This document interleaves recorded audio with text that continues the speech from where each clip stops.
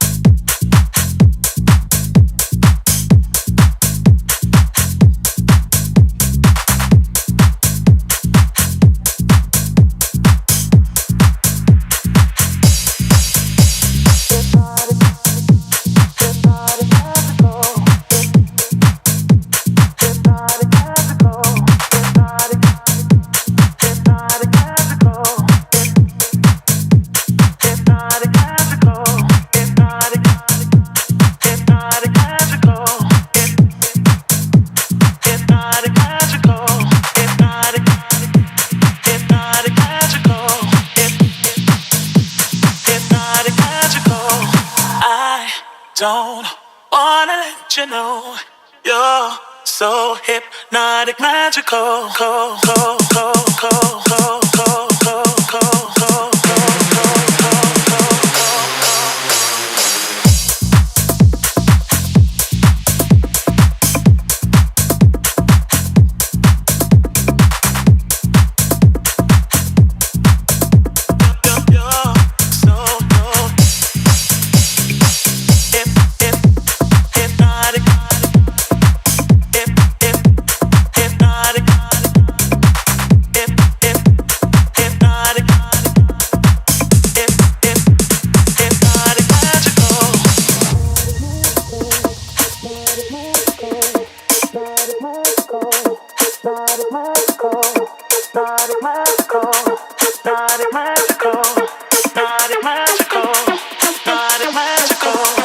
I don't wanna let you know you're so hypnotic, magical.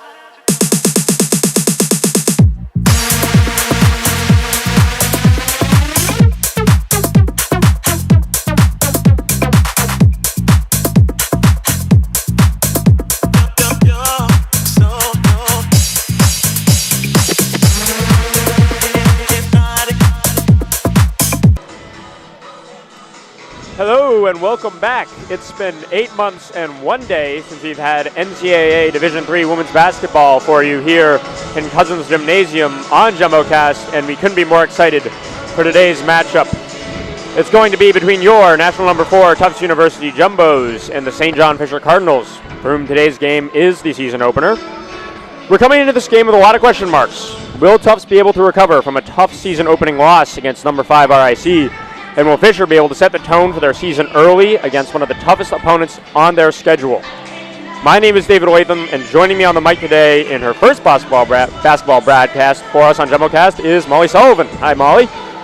What are going to be some of the keys to winning for each team today? Hey, David, and welcome back.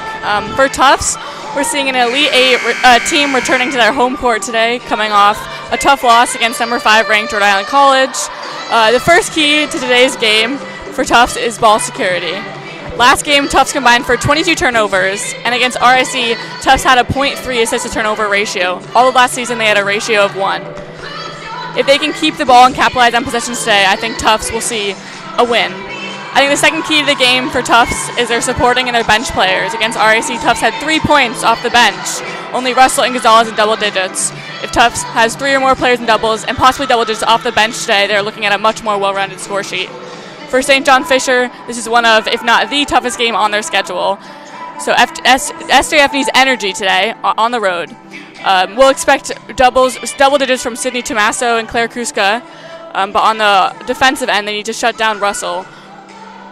If they shut her down, Tufts will be forced to find scoring from other players, and SJF might see a win today on the road.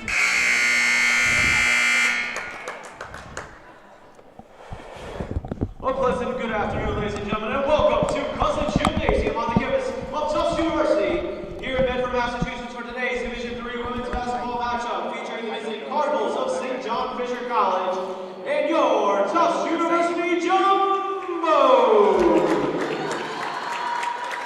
Fans out this time, like us, would you please rise at the table, remove your caps and face the flag as we honor America with the playing of our national anthem.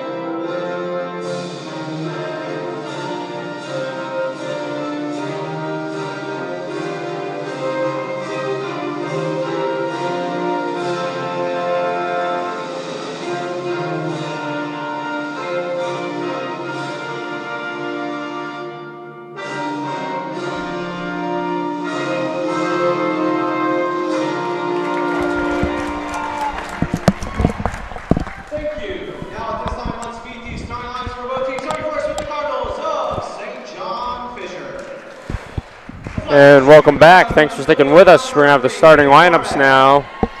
As St. John Fisher comes out, let's talk about some of our key players for today, Molly. On this Tufts team, 10 players returning this year who were 10-plus point scorers per game last year. They were lucky not to graduate a ton of their top pieces and really have a good look coming into the season. Meanwhile, on the Fisher side, losing Caitlin Walker, one of their top weapons last year, especially defensively and in the post.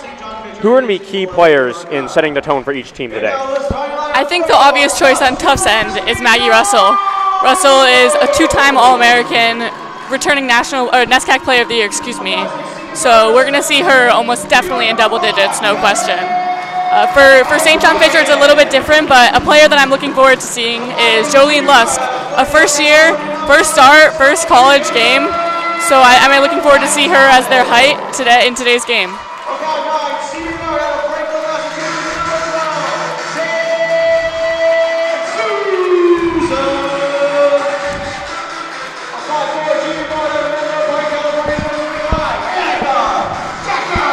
And so the Tufts lineup today is looking like Callie O'Brien, Sam D'Souza, Sophia Gonzalez, Maggie Russell, and Annika Decker, as to be expected.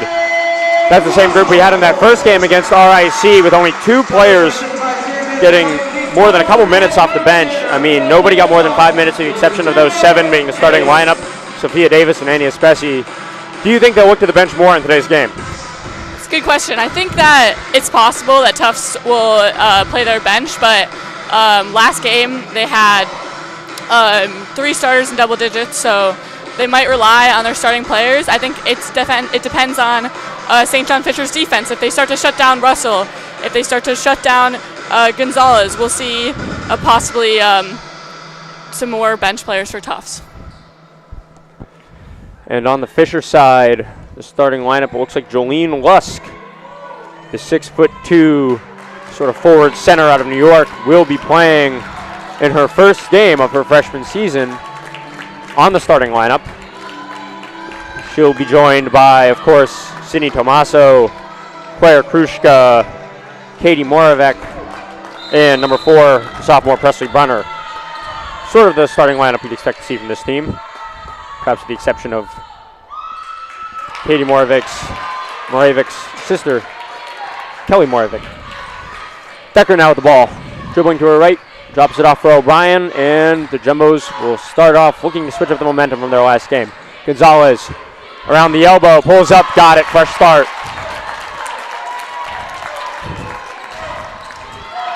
Shooting for them a big problem in their first game, and right off the bat they get a defensive stop. 24 seconds in, this is not the start that St. John Fisher was looking for. And I think this is what was to be expected for Tufts. They're coming off a big loss at home, first game at home. They're going to come out with energy. They want the first couple possessions. They want to score. Misfire from Souza, but Decker winds up with it anyway. Sees O'Brien open in the corner. Her 3 ball. Wow, way short.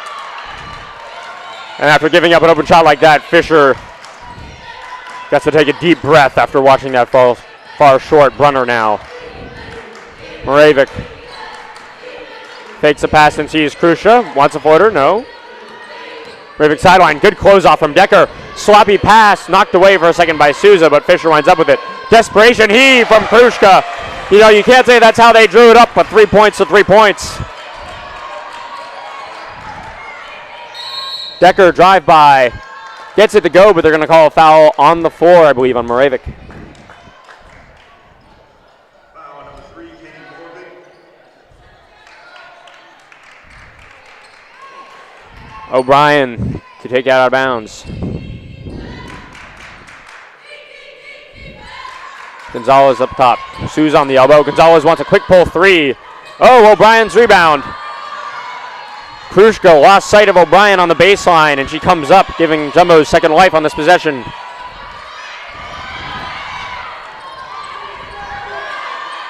Russell down low. Lusk tried to swing it to Souza, but Tomaso got in the way. 55 steals for her on the season last year. We know she has quick hands in the passing lanes. I think today we might see a good matchup between Jolene Lusk and Maggie Russell. Looks like they're already in the paint together. Russell's boxing up. Russell is posting up. So I'm looking forward to seeing that matchup today. Russell up top, wanted, and again, Tomaso in the passing lane. There was a back screen. She wanted Gonzalez rolling to the hoop, but Tomaso read it like a book. Easy readers. Claire Krushka to her left. Swings, lob pass, no to Tomaso. Decker closing her off. Tries to go 2-on-1, can't get it. Her own rebound, back up, got it. And it's a second chance bucket early for Tomaso. Decker. Force baseline. Souza wants a pull-up, gets a pull-up. And that's where, if you're this Fisher team, you really wish you had Caitlin Walker in that post position guarding up against Sam Souza. Opposite side, Moravec 3-ball. No. O'Brien's board. Sees Gonzalez, and they'll run. She has 2-on-1. And can't get the layup to fall. Very little contact from Tomaso.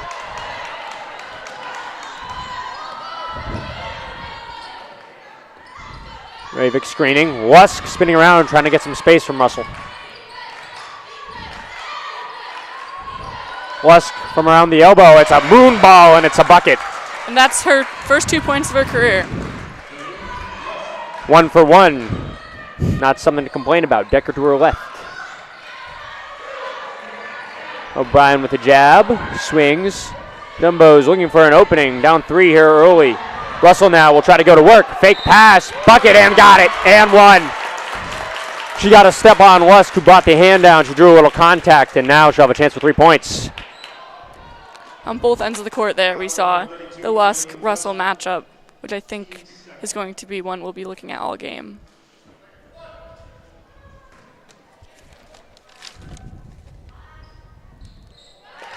Russell gets it to go. We know how efficient of a free throw shooter she is. 8-1-8 last year from the stripe. She draws contact low, and she turns that contact into points consistently. Brunner. Nice little move. Decker doesn't move. And they'll go the other way. Good job not fouling. Decker kept her hands up. Up top, Krushka with a little bit of pressure. Maggie Russell sees Decker on a backdoor cut, swings to the corner. Souza's three, no. Russell's board, a little bit of contact from Lusk, but not enough for a foul, and she can't get it to fall. The Jumbos struggling so far from three-point land. And we saw in that first game, shooting was a struggle for this team.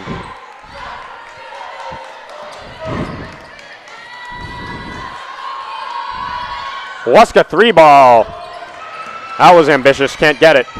Tomaso with another board. She's been controlling those offensively. Back and forth. A little bit of contact, a little bit of bucket. She pulled in the shoulder, drew off the chest of Sam Souza, popped back out and gets it off the backboard. That will send Sydney Tomaso to the free throw line. Junior Sydney Tomaso started every single game of her career. And last season she shot 93% from the free throw line, so we'll expect her to be shooting well today. Yeah, that's the biggest mistake you can make against Sydney Tomaso. Give her contact and let her get a bucket anyways. And the Jumbos, once again, looking to keep the pace up. Sophia Davis and Annie Espesi, the two sophomores, have entered the game. Espesi will try her hand at a three ball, no good. Tufts now, I believe, 0 for 4 from deep. Krushka sees Tomaso. It's only Davis in between her and the bucket, and that's not enough.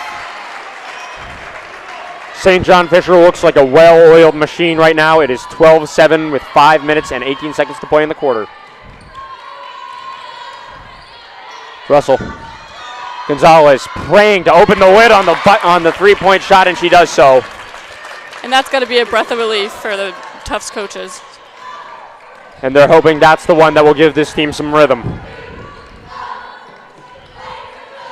Runner surveys. Likes Lusk on the turnaround. Had some space from Russell. Drew a little contact. Not enough for the referee. And it'll go the other way. Davis trying to slow it down in traffic. And they call a travel on the quick feet from Sofia Gonzalez, which will initiate our first set of subs for St. John Fisher. Number 2, Kelly Moravik, in with her sister Katie Moravik. And number 20, Lauren Novoisky, getting her first minutes of the game. Krushka, Moravik to Moravik. Pulls in, tried to see her slip off the break. Krushka can't pulls up, no. Russell's board, trying to slow down. Tomaso's all over. We know she can initiate pressure around the half line. Sees Davis, nice pass. Gets in, that's her first bucket. Last game, Davis struggling from the field, going 0 for 7, and it must feel good to watch the first one fall for her today, to tie it up for her team.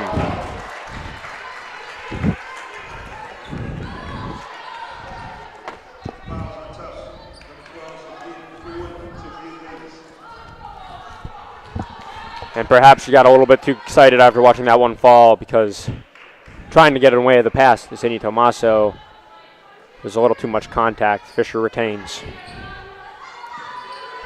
Krushka doesn't love her options except the moving Moravik, who can't get the three and almost gets her own board on the three, but Sophia Davis with the last second closeout to put the ball back in the hands of the white and blue. And on a turnaround move, Novoisky sets herself up well, forces Russell to take an extra step. Both teams so far forcing their opponents to be a little sloppy on the offensive end. And Russell just 3 points so far, which is a lot for most players, but for Russell you'd expect more.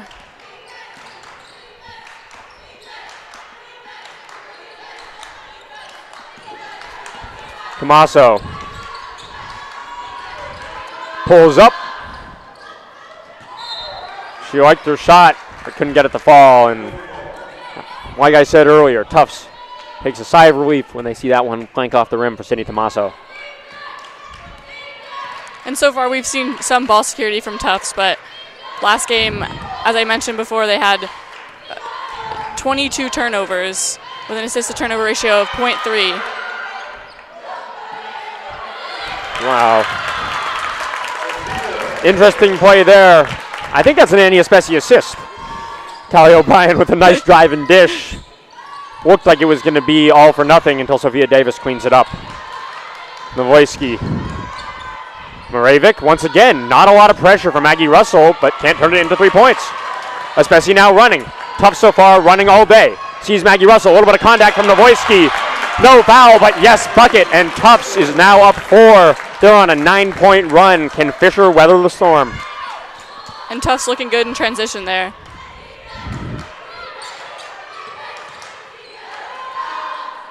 Krushka, that's her second stop. No defender. Okay, pulls up from 3 outside of 3. She's 2 for 2 from there. Kruska averaged 11.8 points per game last year, with her season high being 23 against Utica, and was Empire 8 Defensive Player of the Year, so looking forward to a bigger season this year for her. Moravik, cross-court swing. Tommaso. Nice little stop and drop move on Sofia Gonzalez. She read that mismatch and got the bucket to go. And there's a lot of defenders. To Sofia Gonzalez's credit, there are a lot of defenders who are a mismatch for Sydney Tommaso in the high post. Lusk re-entering a game along with her fellow freshman, Madeline Ramsgaard, who will get her first minutes. Ramsgaard, her conference MVP, her senior year of high school, leading her team in every statistic except for blocks. And you know this Fisher team is excited to have her on their roster this year. Here she is driving baseline. Swing excellently and blocks it off. Now they run again. Sees Espesi with a sort of sloppy one-hander, which leads to an almost turnover. It's tied up. You know Tufts loves to run, but they get a little ahead of themselves there. One-hand pass, not the kind of solid play down the court they were looking for. And now they'll try to switch it up with a substitution. Paquette and Souza back into the lineup for a little more height as Gonzalez and Russell exit.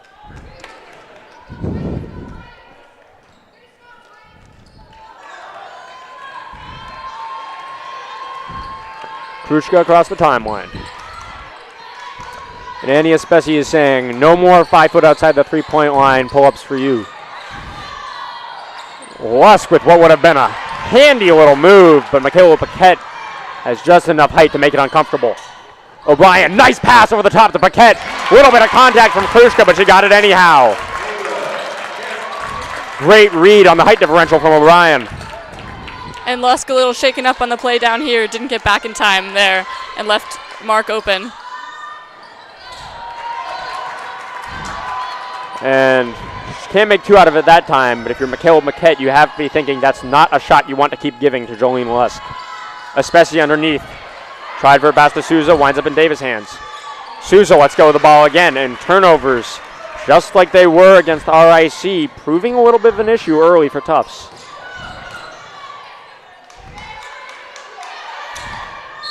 Ramsgaard cutting across, gets a little hand on the arm from O'Brien, and they'll take it underneath.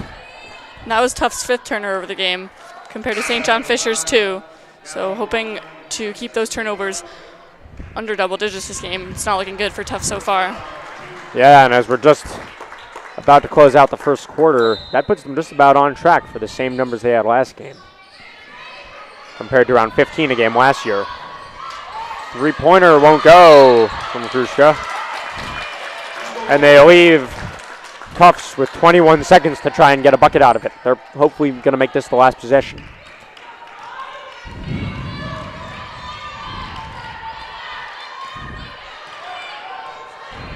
Ramsgaard organizing her defense as O'Brien crosses the half line. She's still on the logo to her right. Can't get any space. Forced to send it back out to Paquette. Souza catches it in the mid-post. Gets a bucket out of it with 2.1 to remain and 0 to remain as the clock keeps running. A Krushka hug won't go. It's a high-scoring first quarter. Tufts leads John Fisher 22-17. Molly, what can John Fisher do to close the gap into the second quarter? I think John Fisher has looked good, and especially against number 5 Tufts, this is a tough game, but they brought energy. I think they want some more shots to fall and maybe some more rebounds. Lusk has height, but it doesn't look like she's getting inside position on a lot of girls. So use her height to get inside position, get rebounds, get second chances, and I think they'll go on a run next quarter. All right, we'll see you in a few minutes. Stick around.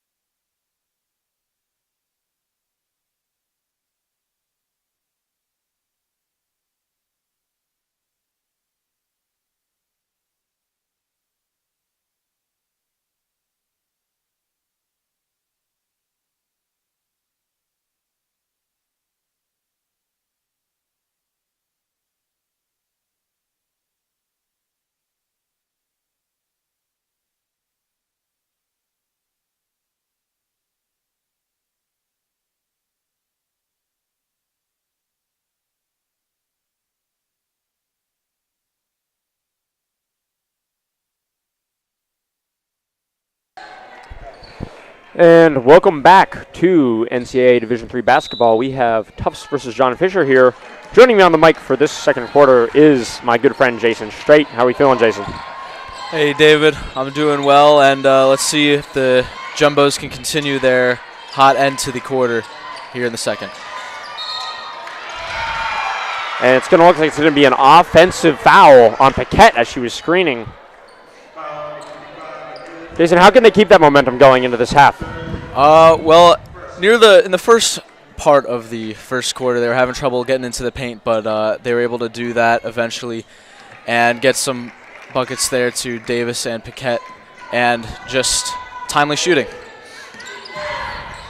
Tommaso with a little pullback move, 3-ball, front rim, backboard, back rim, no, and Fisher putting a little bit of pressure on Tufts, which causes another sloppy tap out, and they'll keep the ball.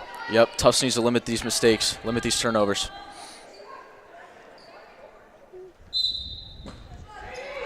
And that's what's killed them so far this season. Working, effective passing, reading defenders in the passing lane. So last season they were 1.0 assist to turnovers. It was almost 3 in their first game. What a play. But not this time. Maggie Russell makes me swallow my words with a nice down-court pass to Sophia Gallez, who gets a nice reverse layup to fall. Yep, great pass by Russell there.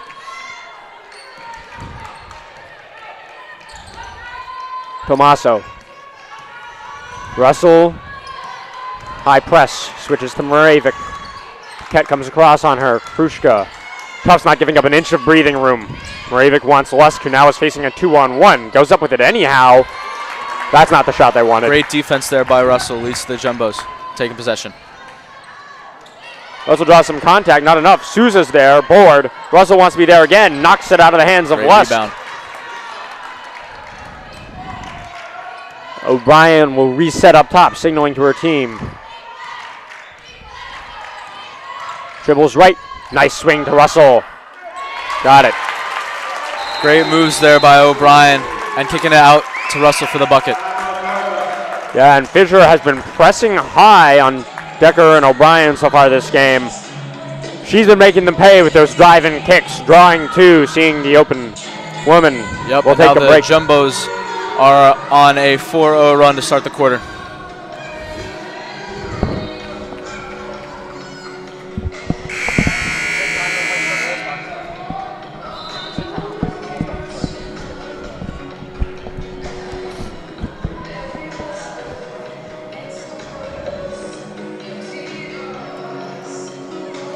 And Tufts will send out Caitlin O'Boyle along with Decker, Gonzalez, Russell, and O'Brien. Meanwhile, it's the same lineup on the St. John Fisher side. The Cardinals now, who once held a 12-7 lead and have gone down on a 19-5 run, will look to right the ship after that timeout. What do you think Coach Kaberker was saying to her team in the huddle there, Jason? Just that they need to continue driving into the paint, finding open looks like this one right here. Ooh, nearly a turnover.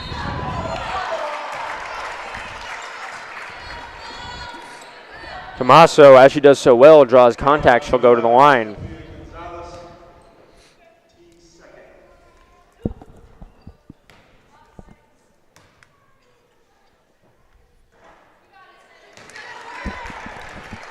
Surprising miss there by Tommaso. Yeah, the first one misses. That happens just around 7% of the time, so I think I saw a blue moon on my way over here last night. Yep. Decker. And our director rolls his eyes at me. Dribbles to her right. Krushka, pressure again. Decker, drive right again. Over and over. History repeats, and once again, the ref sees a little bit of stutter step after receiving the ball. This time it's O'Brien, and they are not hustling. They are not hesitating to call that. Really need to limit their travels here. It's costing them points.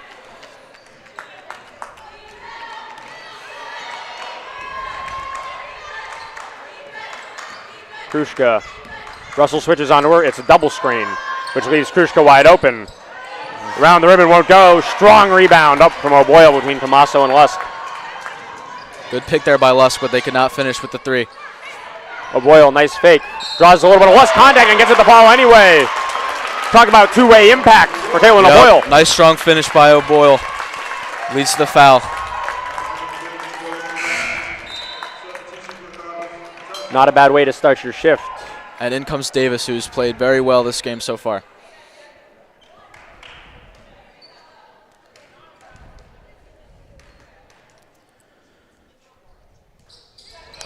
O'Boyle back rim and out. Brunner, the sophomore, back to Tommaso.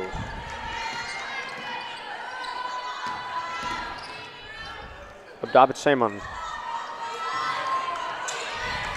Cross court, Krushka wound up with it. Moravik, nice little crossover on Davis, makes her jump into O'Boyle, and they call a travel. Both ends of the ball now. Traveling is becoming an issue. Good defense there by Davis, causes the travel.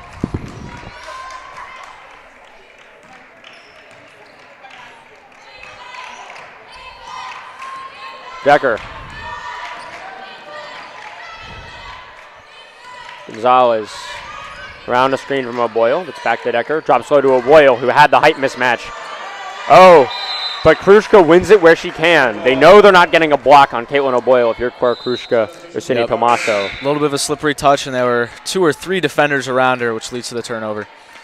Yep, they waited for her to come down with it, and they pounced. Emily McLaughlin entering the lineup. She'll replace Presley Brunner.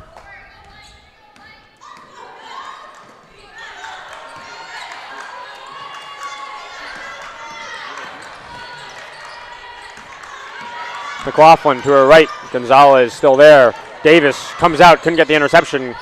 Makes a little 1-2 for Moravik and McLaughlin work, and then it's 3 points. And Davis tried there for the steal, but didn't get it, which led to the open look for the 3. Decker to her right. Has Davis, can't get her hands on it. And this has been the tail of the tape so far this game. Fisher playing a little too high. Tufts making them pay with a strong drive-by, but then being too sloppy to complete on their passes and get buckets out of it. Another missed opportunity there. The pass was a little high, but you'd like for Davis to come down with that ball. McLaughlin liked her hand on the first one, tries a second. No such luck. And Russell will slow Cardinals down. are going on a bit of a run here.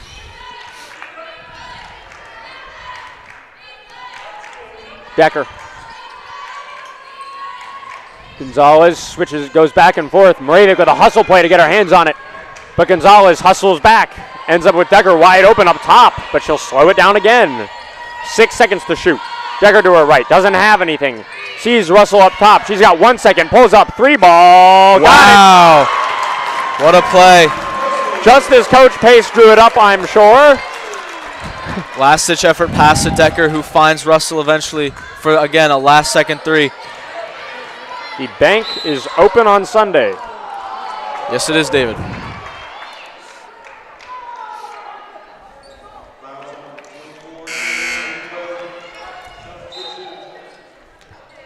And now Novoisky entering the lineup for Fisher as a Spacey takes Gonzalez on the tough side. The Cardinals facing a 10-point deficit as Brunner will take it out of bounds.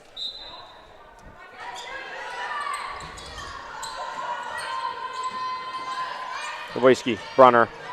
No space from Decker. Tommaso sends Russell back and forth and draws a lot of contact. Russell thought it was ball. The referee didn't think so, and Russell knows how dangerous it is to send Sydney Tommaso to the free throw line. Yep. Last season she shot around 93% from the free throw line.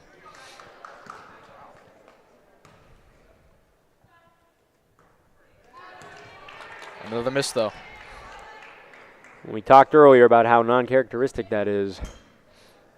The Jumbos counting their lucky stripes as that one falls off the rim. And the second time, no such luck.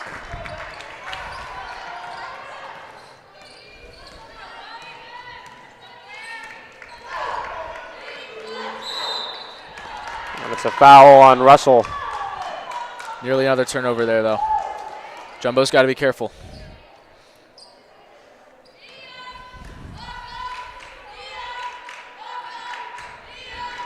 That is just the second of the quarter for John Fisher. They've still got some breathing room.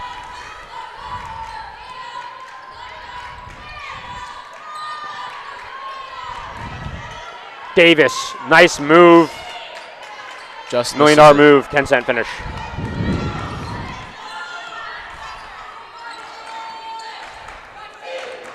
Spacey guarding up now on Brunner. No space, back and forth, nothing. Tommaso, something. Yep, she got in the paint and finished it there over Davis. And that is the ease with which an Empire 8 all-league first-team player scores when they get a mismatch in the post. Maggie Russell surveys, doesn't love her options. O'Boyle up top does the same.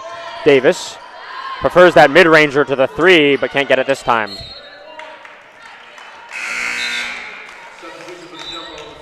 There hasn't been as many open looks from three for the Jumbos. They've stepped up their defense, the Cardinals have.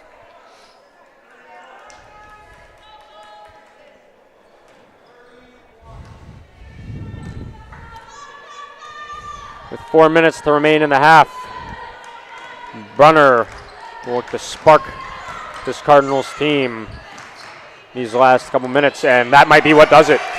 Really shifty little move Great across move on by Decker. Brunner. Spacey, the Jumbos look to respond. Back out, Spacey, her three ball, could it be the one? Ooh. No, it will not. Novoisky with a solid box out.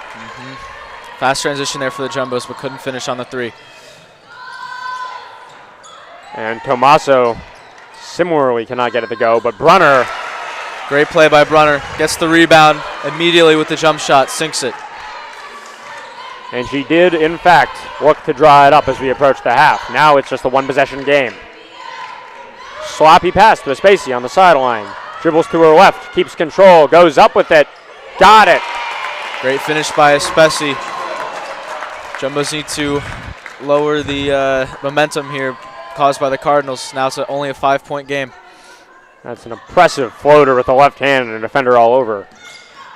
Tommaso back and forth, a little bit of contact from Gonzalez. Ooh. What a move. But hits two rims at the backboard and won't go. Gonzalez wants a three. And it will stay a 5-point game. McLaughlin comes out, wanting the ball. Decker on her now. Nice read from Decker to kick it out of the way. And off Decker's foot there. That's a violation they'll be happy to take. O'Brien in and Mallory Folliard of the Jumbos, number 20, seeing her first minutes today.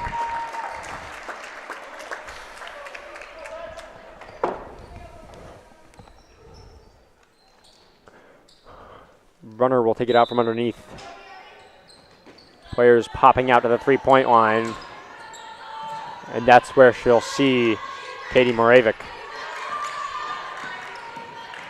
Brunner across. Gonzalez all over Krushka.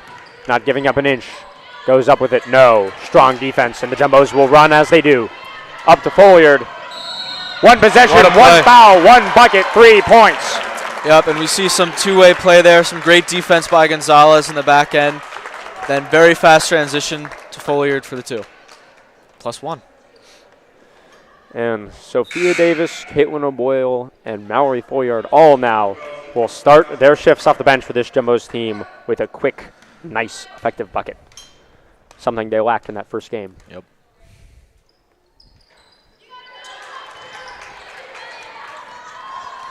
But she won't get a third point out of it. I counted my chickens before they hatched.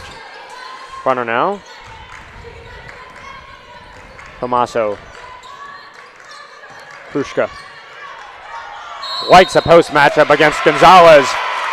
But that's textbook defense when you've got a mismatch. Yep, and there's the offensive foul by Krushka.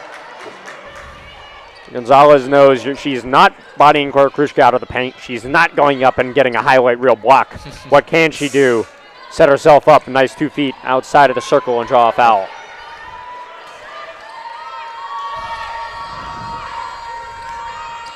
Moravik wanted the passing lane, can't get it. Aspesi now wants this three bad. No, Gonzalez wants a little floater bad. Yes. Great ball movement, sets up Aspesi for the three. She didn't get it, but Gonzalez is right there for the rebound.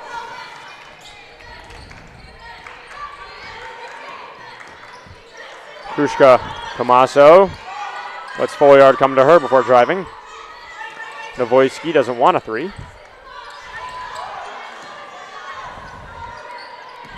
Moravik driving on O'Brien, no space. Krushka wants another one. This time, no. Great perimeter defense there by Gonzalez. Forces an aired three.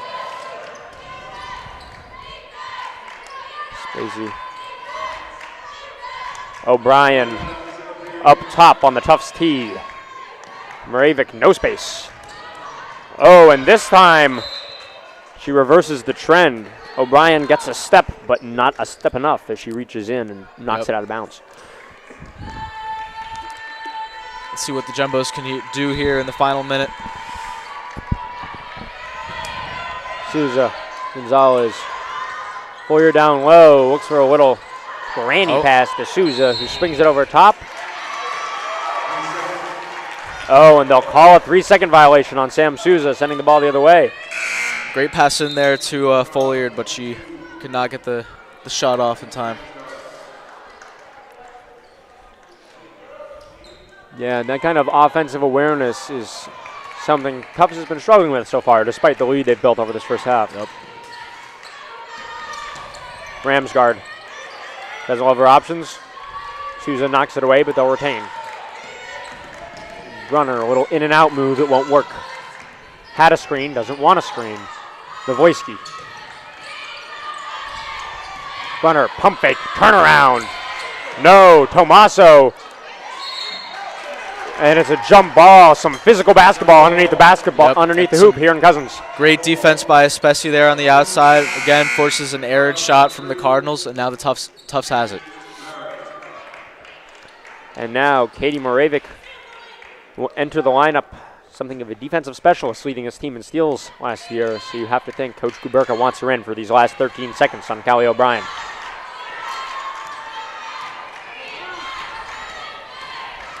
O'Brien left.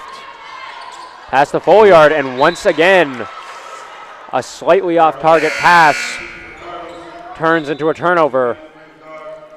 And the Cardinals will have 2.6 seconds to try to heave.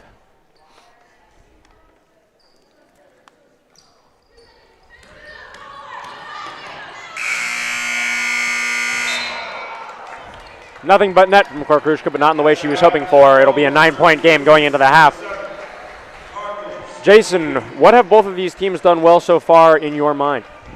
Well, I think the Jumbos have played some timely defense here to sort of calm the storm that the Cardinals put up early. They've had some timely shooting, and for the Cardinals, they've had some shifty moves in the paint. I think Runner has played an awesome game, but they just need to finish some more of these shots and limit the Jumbos on defense. All right, we've got a 15-minute break. We'll see you back here for the second half action of Tufts Women's Basketball.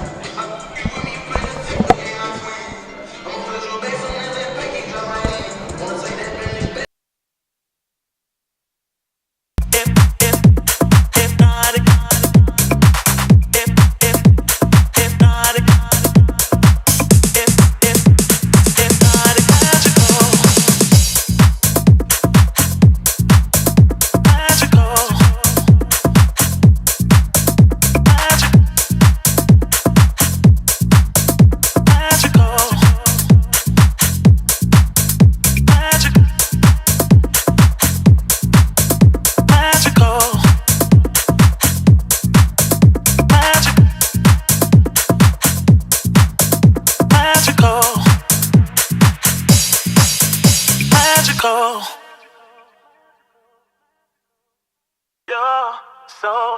hypnotic, magical.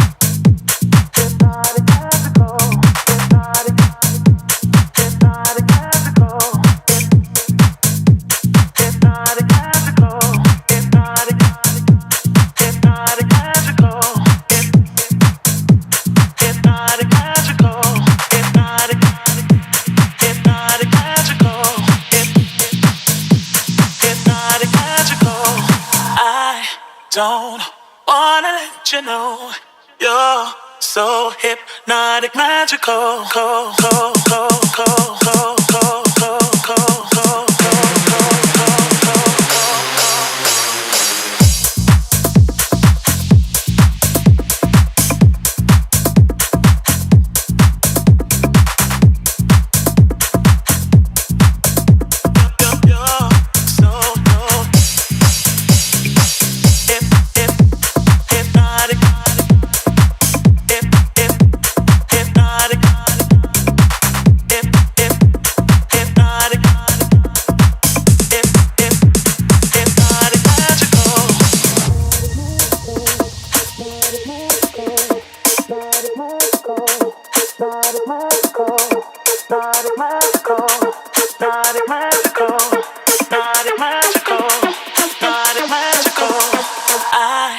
Don't wanna let you know you're so hypnotic, magical.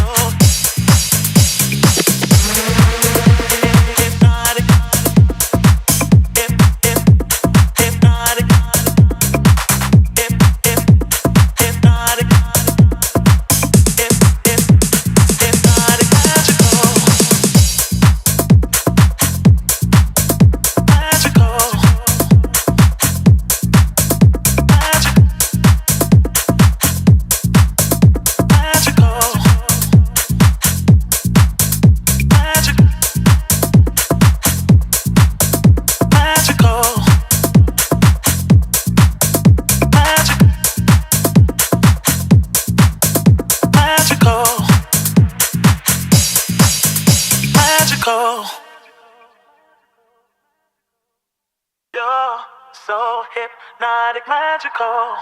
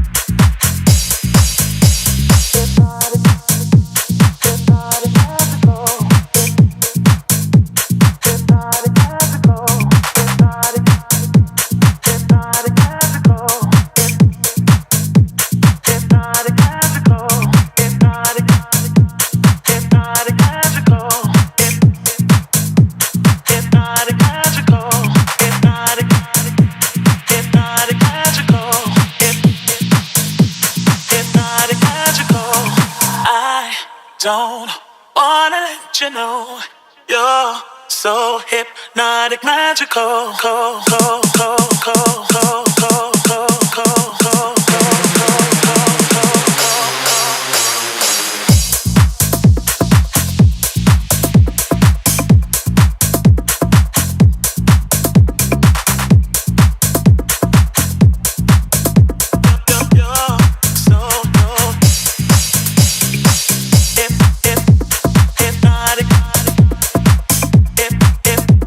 Hypnotic.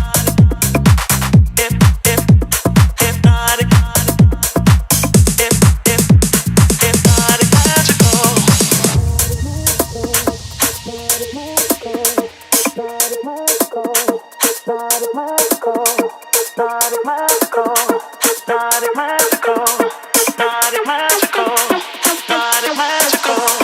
I don't wanna let you know you're so hypnotic, magical.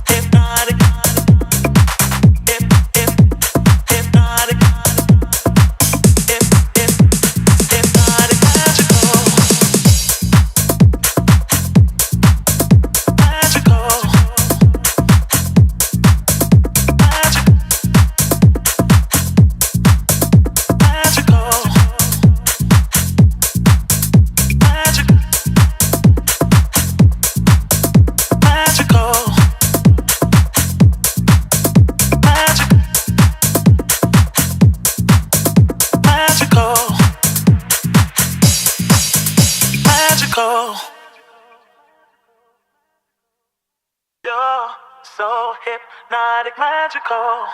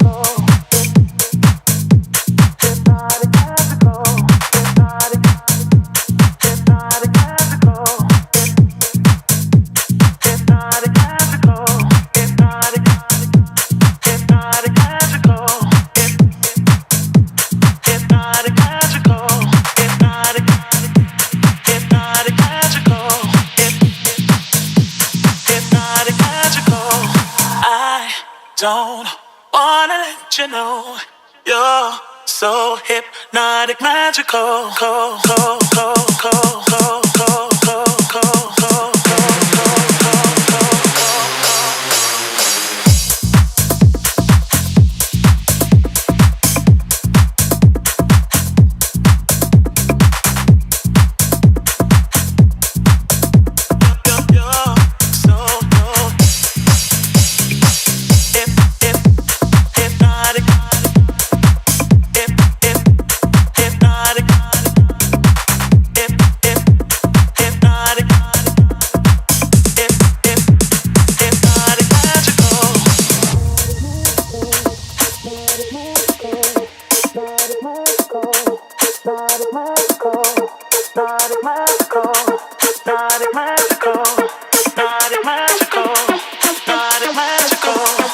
I don't wanna let you know you're so hypnotic, magical.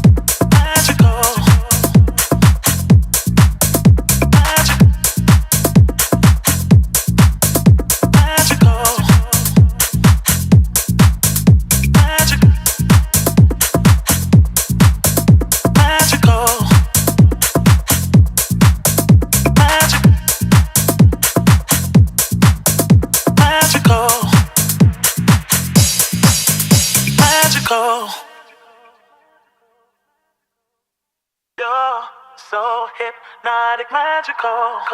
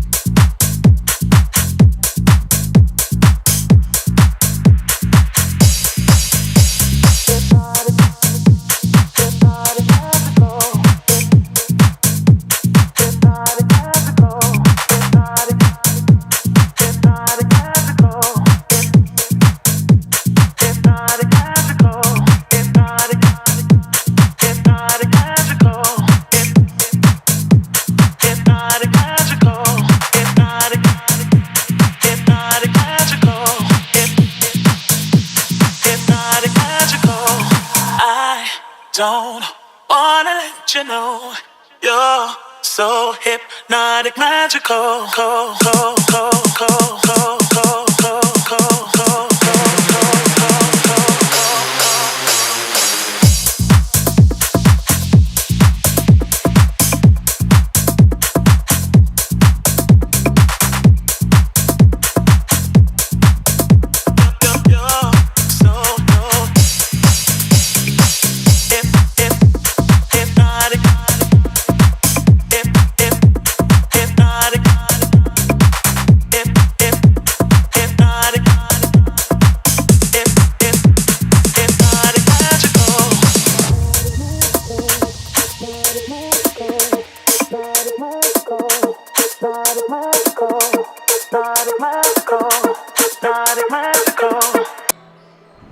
Hello and welcome back to the second half of this game between the St. John Fisher University Cardinals and the Tufts University Jumbos.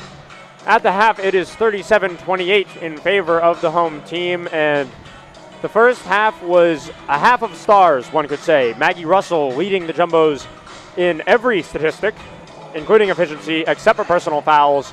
Meanwhile, on the Cardinal side, Cindy Tomaso leading her team in every single statistic, except, you guessed it, personal fouls.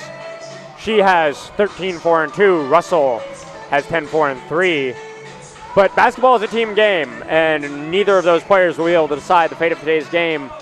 I'm here with Molly Sullivan. Molly, can you tell me a little bit about what worked and what didn't for each of these teams collectively in the first half? Yeah, David, both teams are not shooting well from the three-point line. St. John Fisher just 20% from the three-point line, and Tufts just 18.2%. So they can drop some three-pointers here in the third or fourth quarter. We'll see a lot more scoring. Same time, Tufts is leading in field goal percentage, 53.1% from the field. St. John Fisher at only 32.4%, so they will be looking to score more from the field. And Tufts more dominant on the offensive boards. On the boards in general, but much closer. 6 and 5 offensive rebounds for Tufts and St. John Fisher respectively, and 18 and 11 in defensive. So it's definitely a tight game in a lot of aspects. But I think if we see a big third quarter from Tufts, then they might pull away with this game, and it won't be a game in the fourth quarter. And only time will tell as we will start the second half. On the court for the Cardinals are Moravik, Krushka, Lusk, Brunner, and Tomaso, of course. And for the blue and white, Decker, O'Brien, Russell, Souza, Gonzalez. Lusk up top, probably not where on the court she wants to be, and Maggie Russell shows that with a knockaway. Krushka drives on Decker. Not a lot of space, was hoping to swing out wide. Moravik, O'Brien, wow. And that's just the case of great defense, better offense. As Moravik pulls up and uses a slight height advantage to get over O'Brien in the mid-post. Russell, a little bit of contact from Lusk. Don't matter. Lays it up slightly off the backboard and in. And Lusk playing safe there. She's 2 fouls. Get your third early in the third quarter. You're not playing for You're not playing for much more of the third quarter. Yeah, and Maggie Russell will draw a lot more of those on you, and she's not the right person to foul. So Lusk, perhaps the right strategic play and not giving it up there. The Jumbos now taking it another way after that turnover. Souza sees Russell low again. And they love that play. Swinging around the outside. Russell rotates down below. Quick pass in, layup. A tale as old as time for this Jumbos team. The senior freshman matchup there in the post with Lusk and Russell, which is looking at Russell might get the best of that one today. Moravik wants a three, takes a three. Krushka drew 2 and made the smart play, seeing Moravik 3 points. Souza, cross court, Gonzalez, it's a pump fake. Brunner nicely inserts herself into the passing lane. Now she has the ball on the offensive side. Doesn't like the mid-range look. That's Tufts' 14th turnover of the game, so they are on track to have a high number of turnovers today. And the only difference, perhaps, in that regard between this game and RIC is they're matching it with assists and effective passing plays, one for each of their sloppy turnovers. That's what's given them the lead so far. They're up 8.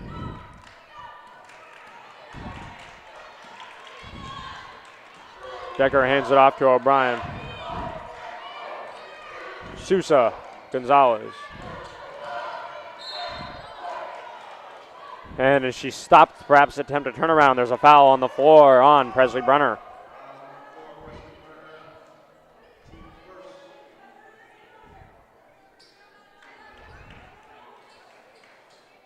And the stand starting to fill up underneath us here on our camera side. And the cheer team raising their voices. The intensity in this building is starting to rise. Sousa guards up on Brunner. Nice pass to Moravik. Oh, Gonzalez makes the right decision.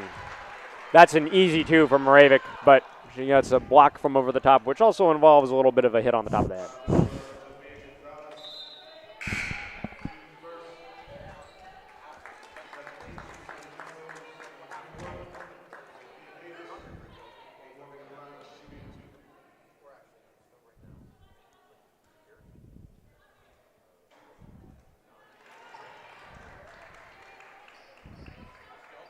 First one won't fall.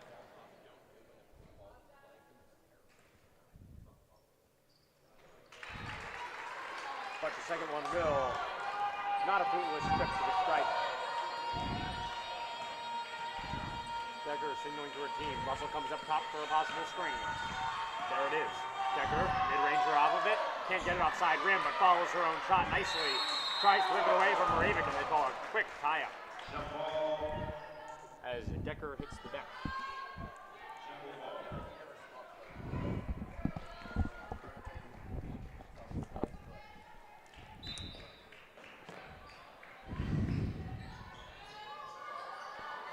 O'Brien swings it up top to Davis, drives hard, contact. And I'm interested to see who the foul is on there, as Lusk had her hands up, but it looked like Tommaso sort of came in swinging from the side. And sure enough, the foul is on her. Sophia Davis with a chance to make it 3 at the line.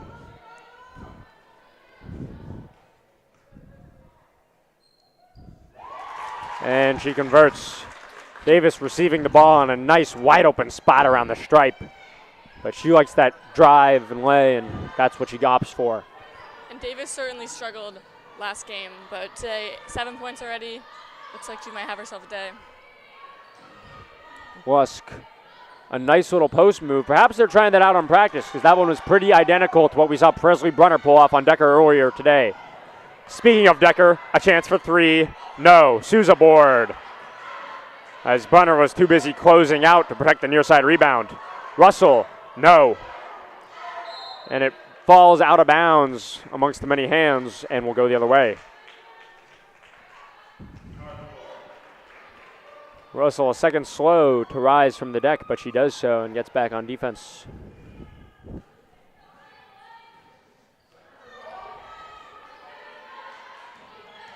Moravik driving ineffectively on O'Brien, who now switches and gets a nice tie-up with Brunner. Great defensive read from Callie O'Brien. Her woman switches to the outside, but she sees the pass across and cuts off Brunner.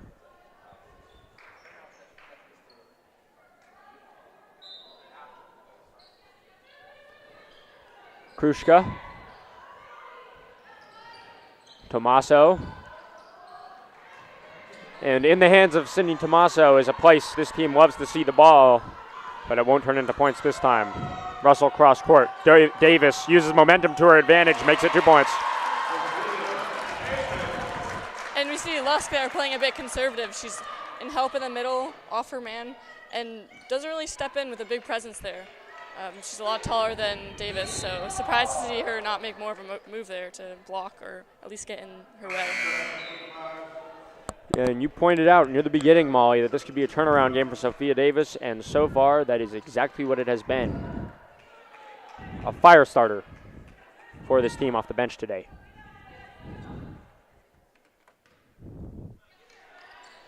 Now their lead is double digit. Krushka. Tommaso eyes up a 3. Nice drop down pass to Lusk, but not nice enough. Russell with a brilliant read, and they run as they love to do. But no, she waves off Callie O'Brien. Tries to see Davis. Moravik with a nice defensive play. And Novoisky holds Souza outside. Davis in the passing lane. Bounces off a set of hands. It'll stay here. Gonzalez in for Decker.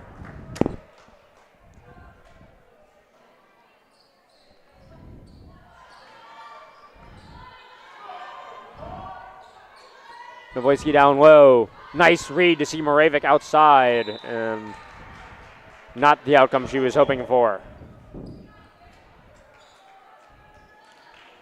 And Moravik with just 6 points so far today. And only one Fisher player in double digits right now, Tommaso with 13. So not getting a lot of scoring from a wide variety of players tonight. O'Brien, a nice little pick and pop to Souza. And that is in the textbook of basketball.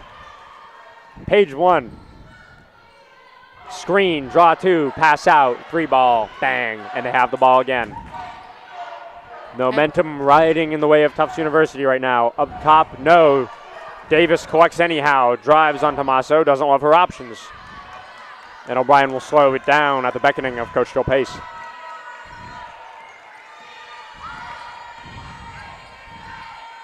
Swing to Gonzalez, deep 3. Perhaps a little too deep. Davis, hustle board, draws contact. Another hustle play from Davis. It's all over the court today. And now on the free throw line for 2. And she'll go to the line now with a chance to make it 10 and 11.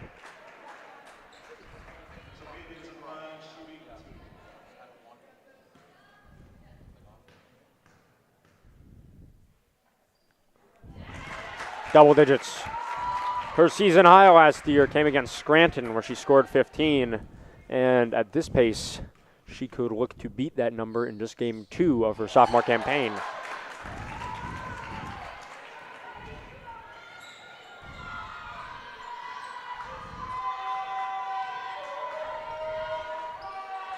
Tommaso needs a 3 to slow down this Tufts team.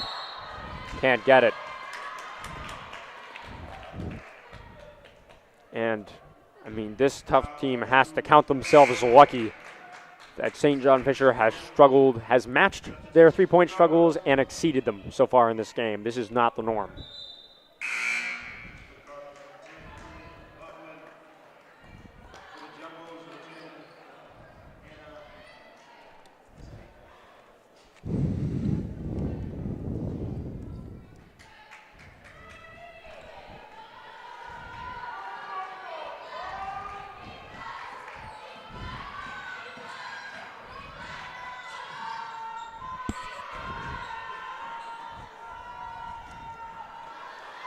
Fisher comes up with a nice set of stops there. Tommaso bring it back the other way. Tufts tried it a couple times, couldn't get it.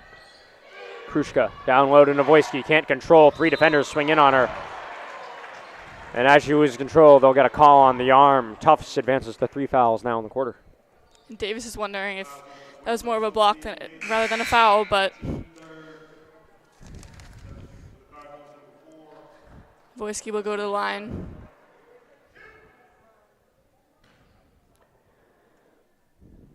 She only missed 2 of these all season last year. And she will not start doing so in her team's opening game here, 1 for 1.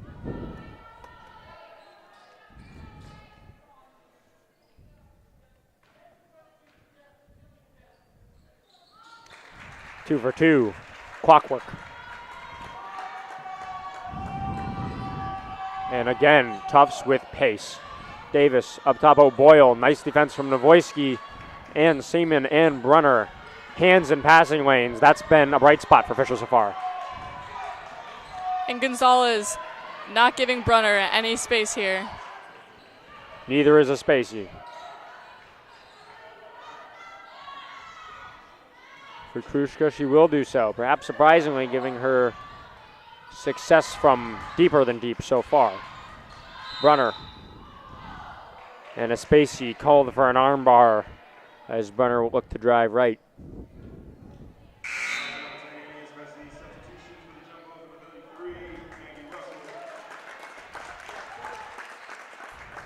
Davis will take a quick break, but I'm sure Pace will put her back on very soon. Same one pulls up. No. O'Brien. Tufts running. You've heard that a lot. This time it's 3. There are very few things which gives a defender in D3 women's basketball more nightmares than watching Sofia Gonzalez pull up from 3 when you haven't closed out yet. And Tufts now has 3 players in double digits. Davis, Russell, and Gonzalez.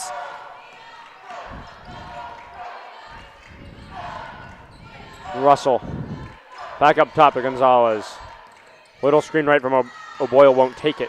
Back up top. Low pass to Russell, which she'll collect. Seaman on her. Tough shot. No good.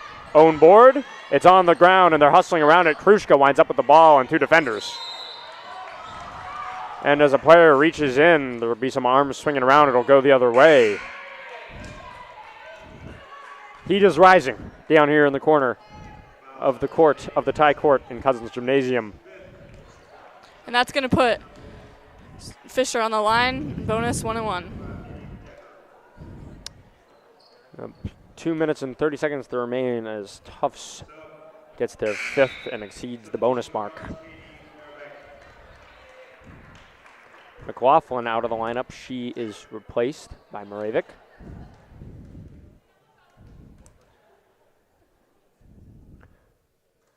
Krushka free throw. Pretty to watch. Nothing but net.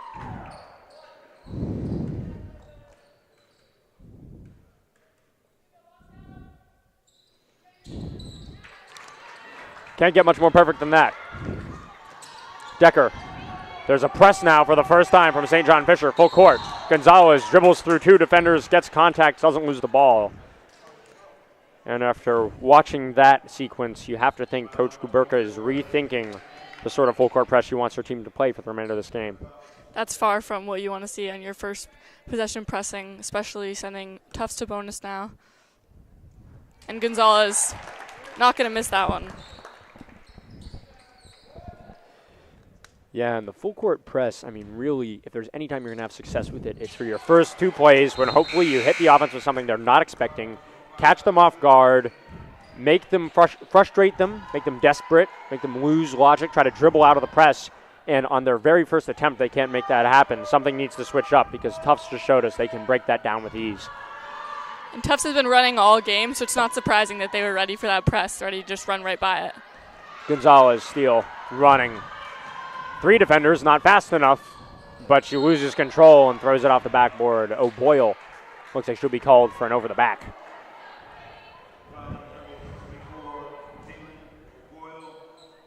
And once again, St. John Fisher will see themselves on the line for a foul deep in their own, underneath their own basket. This time it is Katie Moravik.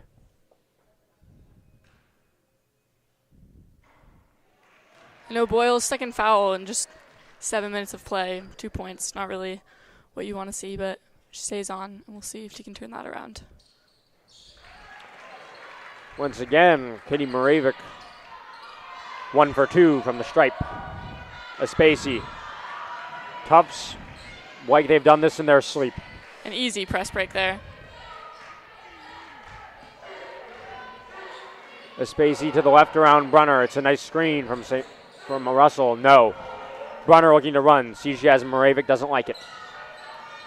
And now she'll look to set up and call a set play for her team. Moravik to the left. Nice kick out. Novoisky, no. And they'll call a charge on the drive on Moravik. And O'Boyle, who set that one up nicely, will now sub out of the lineup with a little bit of foul trouble, as you mentioned, to Molly, for Mallory Folliard.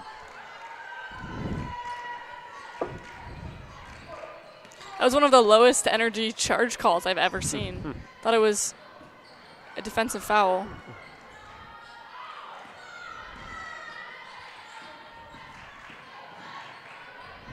Espacey, contested three, no good. Folliard, put back, good. Espacey was 1 for 1, efficient play in her first game of the season so far. Can't seem to mimic that success from the three-point line here today. And once again, Fisher with an offensive foul, and you can see the frustration starting to rise in this Cardinals team. They need a momentum shifter, and they need it now. It's 3 or 4 fouls, and since they put on this press, so I'm sure. Yeah, they were managing fouls well in their earlier defensive set, but and there's a sloppy pass from Folliard. Krushka will look to make her pay. She's got 1 on 3. Draws contact, can't get it. Decker hustles for it. Tries to get it out of the corner, can't. Nice defensive play by Moravik, and Novoisky winds up with it. And Kuberka does not like the pressure down in the corner. As soon as her team gets a hold on the ball, she'll call timeout. And I'm not surprised that timeout has been called. Kuberka puts on the press. Couple fouls really quickly. No surprise that she wants to talk to her team now. And Molly, what's your 40-second game plan to finish out this third quarter if you are the John Fisher Cardinals? What's the dream scenario to put this game a little bit closer in reach? For Fisher, I'm going to say run the clock down, take some time, set up a play, run a play, 2 or 3 points here, puts you into 40s, and then lock down on defense, keep Tufts under 60, and then you're going into the fourth quarter under 20-point game. Yeah, they'll set up stacked here. I definitely think they're going to try to go 2 for 1. Players splitting. Sends it up top to Moravik, and it's over the timeline. She'll recover it. They have 37 seconds and 27 on the shot clock. They need one up quick. Krushka. Down low to Novoisky. Tapped away. Espacey. Moravik hits the deck. A nice hustle play to keep it for the Cardinals. Krushka. So much for 2 for 1. They just want a bucket now. Brunner. Krushka lucky that she didn't get a foul on that play over there. Moravik's pump fake won't go. Russell with some nice hands. Same for Gonzalez. Brunner, desperation floater. Oh, but that looked well in her range. 0 hesitation, 0 rim. 4 seconds remaining outside. Oh, and in her first minutes of the game, Gladys will try to get a point. The first freshman minutes we've seen for Tufts so far, and she's forced to huck one up. Her team retains the lead. It is 58-41 going into the final stanza. See you in a minute.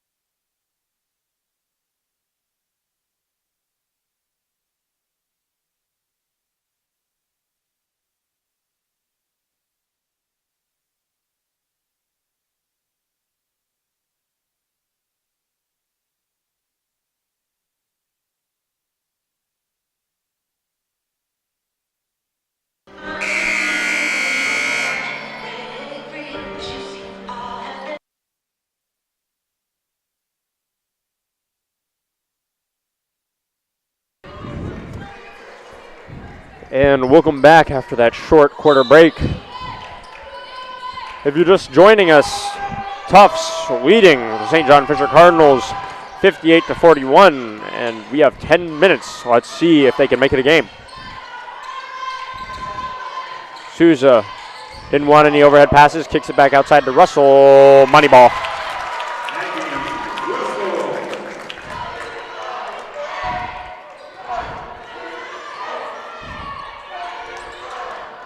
Krushka, they're facing a 19-point deficit now. Moravik, 3 ball, no. And Tufts just getting bailed out again and again this St. John Fisher team having abnormal struggles from outside the three-point line.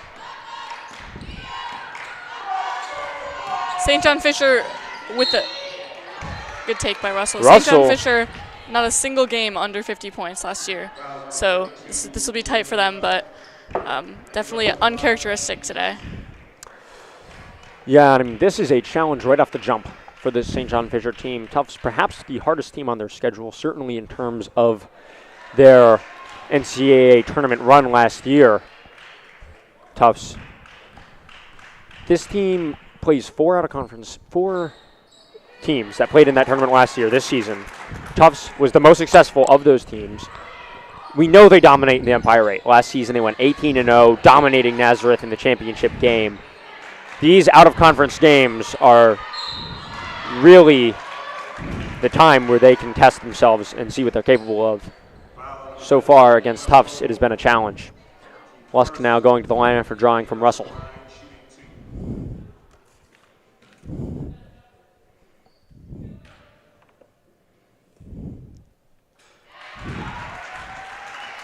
And early on, I had spoken about Lusk and being Lusk possibly being an impact player this game.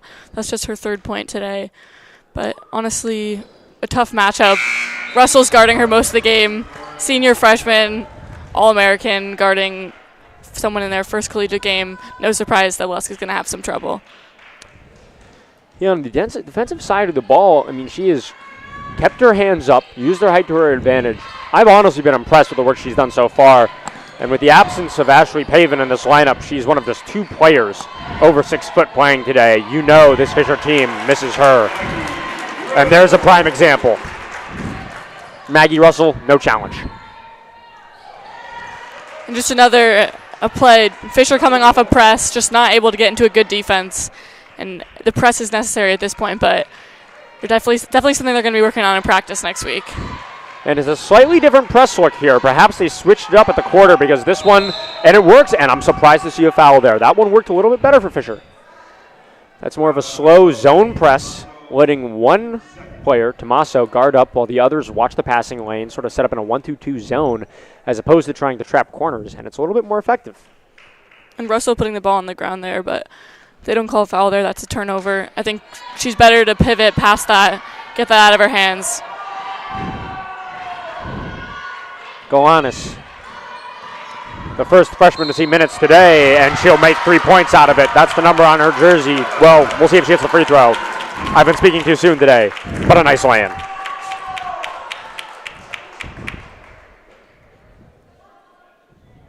And that's a great take for the freshman, and teammates super psyched for her on that one.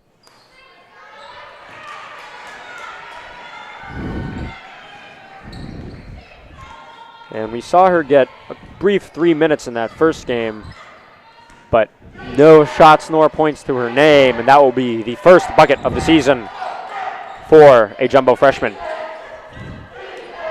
Runner to the right. Tommaso, nice drive around Souza all day. And she's so strong off the dribble from the outside. Back to Russell.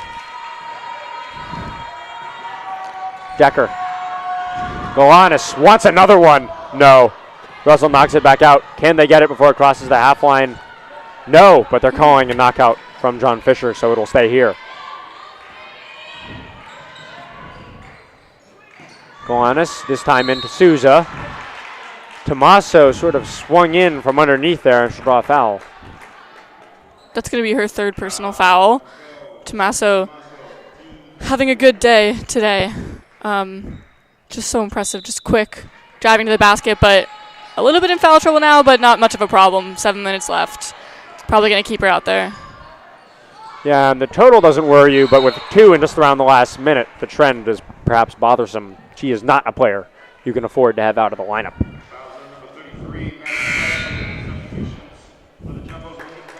And Fisher likely thankful that the foul is reset, but honestly right back into it. 4 fouls, 1 away from bonus. Press just putting them right into foul trouble, so interested to see where that goes. And with Maggie Russell out of the lineup and John Fisher facing a 20-point deficit, it is now or never if they want to get back in this game.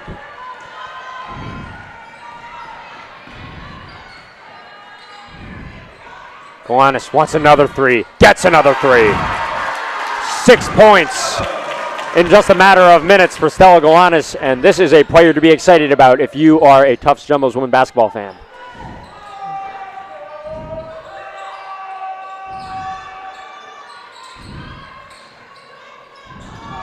Lusk, nice little move on Paquette. Lusk has height, but now we see she can shoot. Definitely a player to watch in the next years.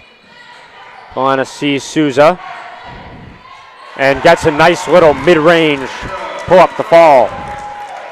Fisher just seeming a little bit on their heels on defense, not aggressive, but is more than a 20-point game, so. And Brunner's 3-ball. Too many shots in the last few minutes for the Cardinals, not reaching the hoop structure. They need to slow down a bit and perhaps look for better shots. You can see the frustration starting to set in. It's a 23-point game now, 6 minutes to play. And at this point, they knew this would be a tough opponent. They knew this would be a test to start their season. At this point, it's about proving what you're capable of and going into your conference set with a little more confidence. Paquette up top. Then again, never say never. Game's not over till it's over. Then again, that is the bonus line, and Gonzalez will take 2. And now the other 2 freshmen for Tufts, Hope Nardone and Annie Ryan, seeing their first minutes in a jumbo jersey. And this freshman class is extremely talented for Tufts. 2 out of 3 are state champions from their high school. Yeah, and also 2 1,000-point scorers in Galanis and Ryan during their high school careers. Ryan following in the footsteps of her older sister, Molly Ryan. Very, very successful player for Tufts just two years ago. Yeah, and with the kind of impact she had on this team, you've got to be hoping it's a family business.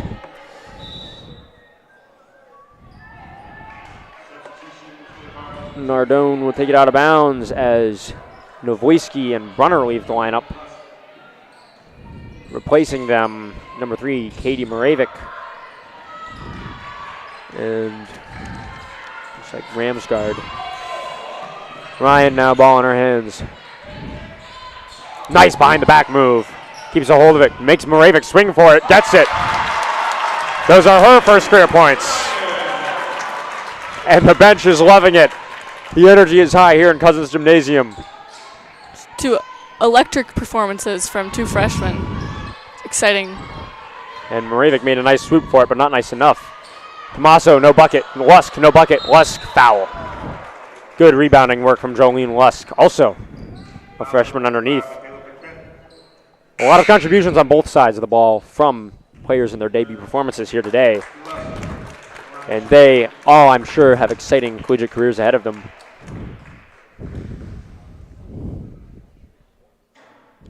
Lusk first free throw falls.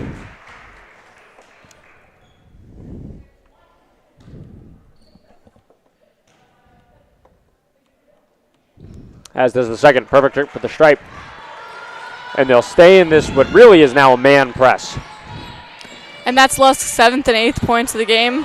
Nearing double digits on our collegiate debut. It's not a bad day. And you can kind of see Tufts starting to reach that point in the game where you really just are able to play relaxed. Everybody's playing their best basketball. And the offense looks like a pretty well-oiled machine. Annie Ryan to her right, floater, no. Foul will be on the other freshman for the Cardinals, Madeline Ramsgard.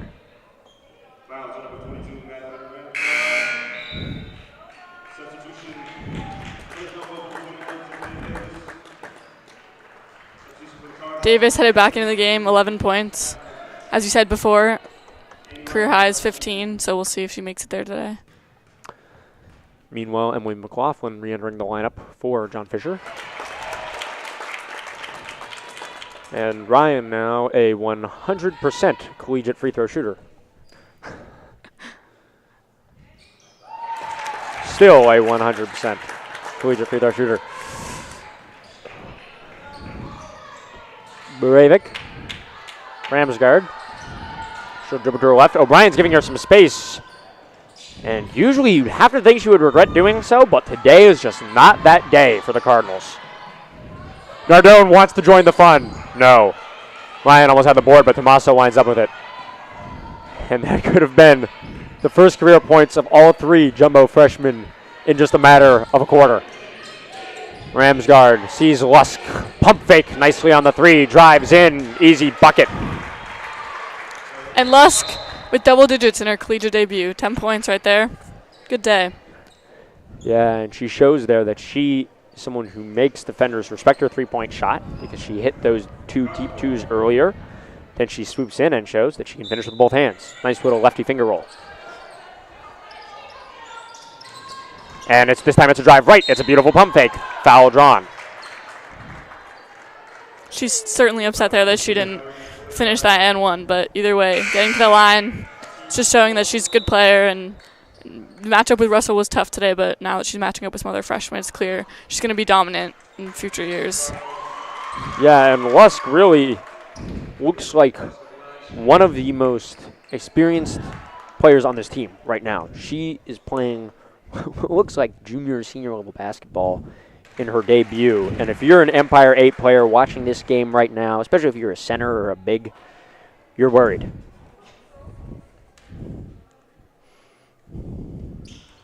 Two for two.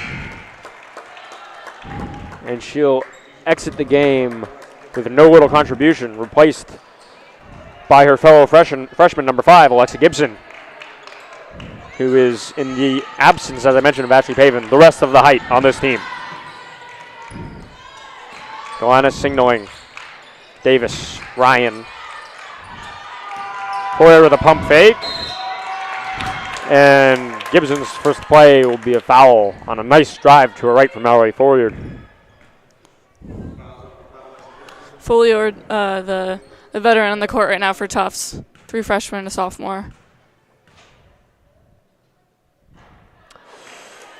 And her first one won't fall off the left rim. She'll look to correct that here.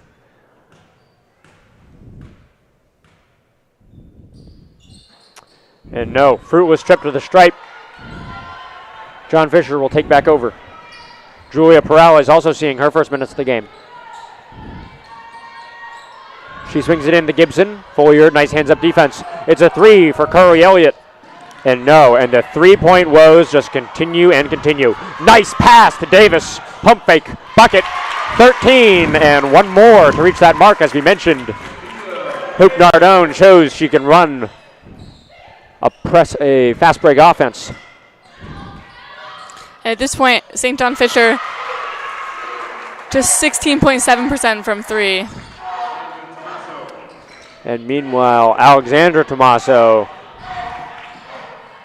one of 2 sets of sisters on this Cardinals team, gets the bucket to fall off a nice drive.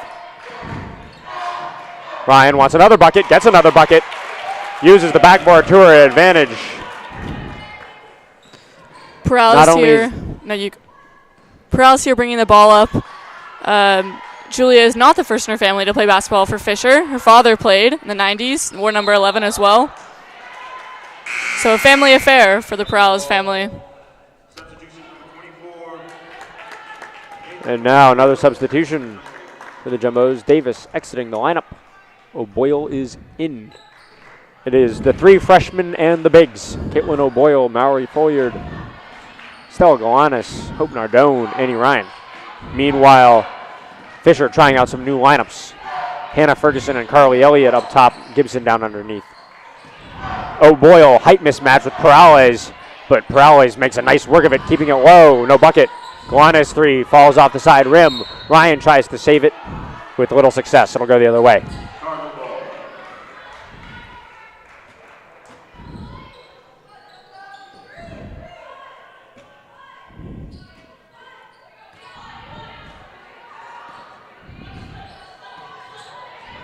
Peralez to her right. Couldn't run Galanis off on a Gibson screen. Tries to swing it out. Ryan, no. Corner, Gibson. Falls to her feet, has no options. A little bit of sloppy play there from Fisher, but to be expected. First game of the season, and first game of careers for a lot of the girls in the court right now. So. And Perales will meet Galanis around the timeline. Nardone sees Ryan, drives to her left. Sees Nardone, wants this three. No, just short.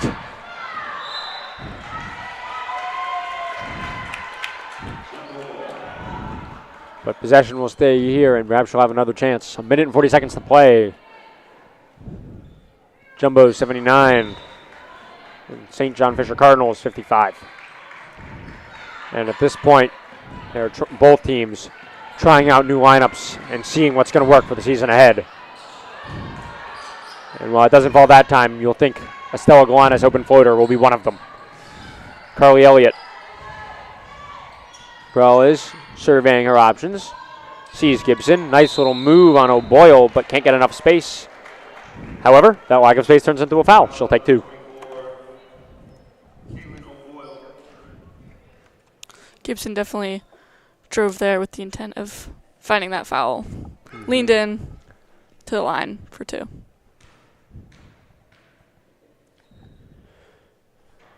And if you watch any professional basketball today, you'll know that that is sort of where a lot of the game is heading. Drawing fouls and making them pay. And that's exactly what Alexa Gibson does here on her first career trip to the stripe. First 2 points of the game. First 2 points of her game. First 2 points of her career. It's exciting. Galanis with a nice stop and go on Perales. Bonus. She'll take a trip to the line.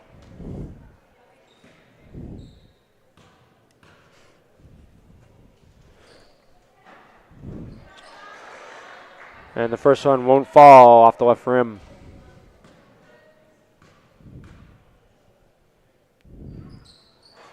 Second will, though. Rim turn friendly, it rolls around, gets the fall, and Jumbo's now at the 80-point mark. An impressive offensive performance for the home team here today. Galanis with 6 points in 8 minutes in her collegiate debut, and a steal there, or possibly a forced steal, but she was in the player's way, playing good defense, hustling, bringing the ball up. Galanis with an impressive collegiate debut. And Perales now matches her stride for stride down the court. O'Boyle looks at her options, wants Ryan in the corner, down to Folliard. Dribbles down baseline, and it's good work by Ferguson to keep her on her toes. Now a Galanis three, no. Folliard was looking at all but 2 points until Ferguson stepped in with a nice knockaway. Tomaso. Elliott down low to Gibson. Goes up on O'Boyle, and it's a nice finish. Solid start to her collegiate career. Nardone. Galanis eyeing up the clock. There are 10 seconds, and Coach Pace says, we're not shooting. Hanging out around the timeline. And what a start to the careers of freshmen on both sides of the ball today. It's a Tufts win. 80 points for them, and for the St. John Fisher Cardinals, 59. They'll go back to New York to start their home season after this. Molly, any takeaways from today's game for these two teams as they start off the 23-24 campaign? Certainly a good day for Tufts. I think we knew they were going to come out strong at home, coming off a pretty influential loss. Just big days for Gonzalez. Souza had 11, Russell had 19. Just good days for a lot of the players, and of course the freshmen coming out at the end there. For Fisher, I think it was to be expected that they were going to struggle a bit. They came out really strong. They had really good first quarter, so a lot to look forward to there. But in general, a good game, a good match today. But Tufts coming away with it, and certainly excited to see what Tufts is going to do in conference this season. Yeah, and if you're Coach Kuberka, you can't help but be excited for the careers ahead for Jolene Lusk and Alexa Gibson. And the same can be said for Coach Pace, with a solid performance today from Galanis, Nardone, and Annie Ryan. There's a lot more basketball left this season. Keep sticking around. Thanks for joining us. Magical. Don't wanna let you know you're so hypnotic, magical.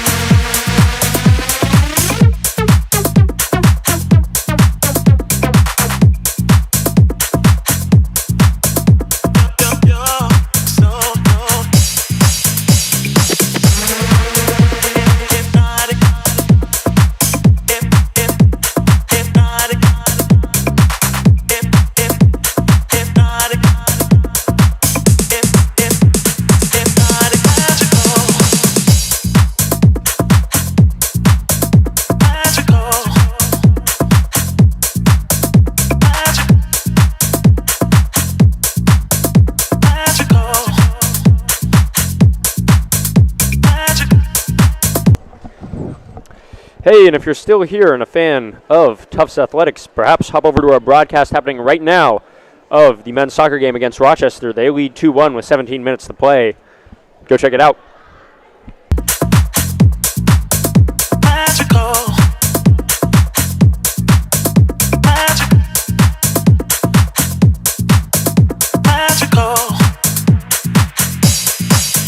Magical.